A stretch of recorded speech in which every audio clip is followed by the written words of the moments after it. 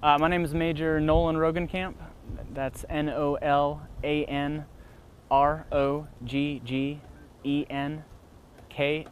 and I'm the U.S. Army Aviation Battalion Operations Officer.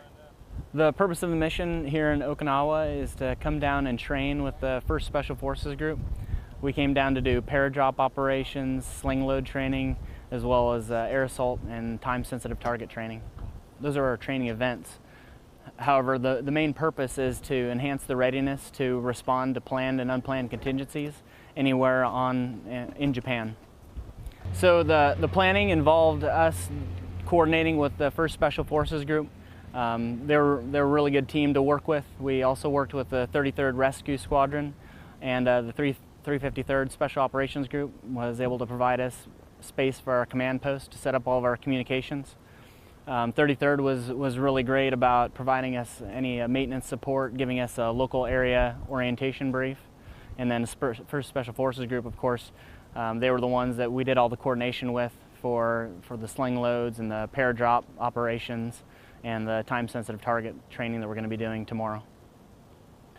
Very good impression. The 1st Special Forces Group is an extremely professional group. They all know their jobs very well. They've helped us with their jump masters, and their S3 and their XO have been very receptive and been integral to the entire planning process as we've coordinated and gotten all the timelines down and doing all the different operations.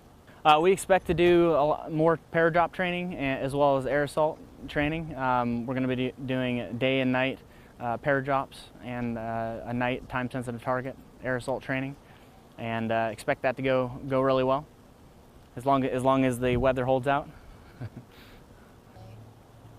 I think it's really important that we're able to work with the 1st Special Forces Group for any of these planned or unplanned contingencies that may arise in this area.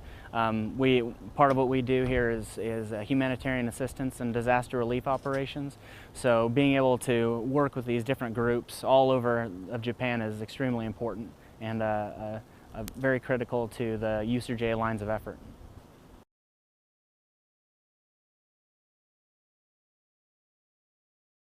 I'm 1st Sergeant Jesse Hein, Jessehein. I'm the HSC Company 1st Sergeant, 1st Battalion, 1st Special Forces Group. Our training was to do joint airborne operations. As far as joint, it was with the Aviation unit from Camp Zama, Japan, that we had never worked with before.